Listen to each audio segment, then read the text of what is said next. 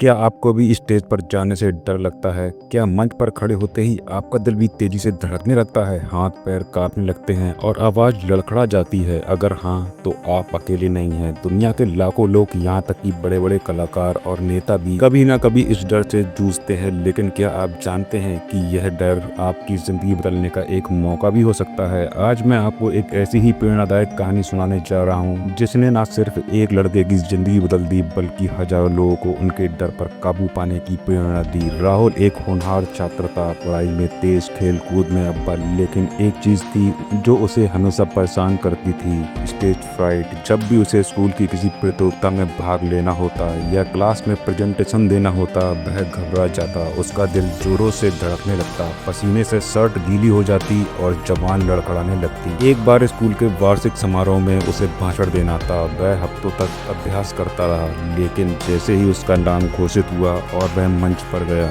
उसके मुंह से एक शब्द भी नहीं निकला। सैकड़ों छात्रों के सामने वह शर्मिंदगी का शिकार हो गया। उस दिन के बाद उसने ठान लिया कि वह कभी भी स्टेज पर नहीं जाएगा। एक दिन राहुल की मुलाकात उसके स्कूल के पूर्व छात्र प्रोफेसर वर्मा से हुई, जो अब एक मशहूर मोटिवेशनल स्पीकर थे। प्रोफेसर वर्मा ने राहुल की समस्या समझी और मुस्कुराते हुए कहा, राहुल, डर कोई समस्या नहीं बल्कि एक संकेत है कि तुम कुछ बड़ा करने वाले हो। जो लोग कभी नहीं डरते वे कभी बड़े नहीं बनते। राहुल ने पूछा, लेकिन सर, मैं हर बार फेल हो जाता हूँ, मेरी आवाज कांपने लगती है, दिमाग खाली हो जाता है। प्रोफेसर वर्मा ने कहा, तुम्हारी समस्या तकलीफ नहीं, तुम्हारा नजरिया है। डर तो सबको लगता है, लेकिन जीत वही हासिल करता है जो उस डर के साथ आगे बढ़ता है। प्रोफेसर वर्मा ने राहुल को 3 सूत्र दिए। नंबर 1, डर को स्वीकार करो, उससे भागो नहीं। जब भी हम किसी चीज से डरते हैं, हम उसे अनदेखा कर देते हैं या उससे बचने की कोशिश करते हैं, लेकिन डर तभी तक शक्तिशाली होता है जब तक हम उसका सामना नहीं करते। राहुल ने सीखा कि डर का सामना करने से ही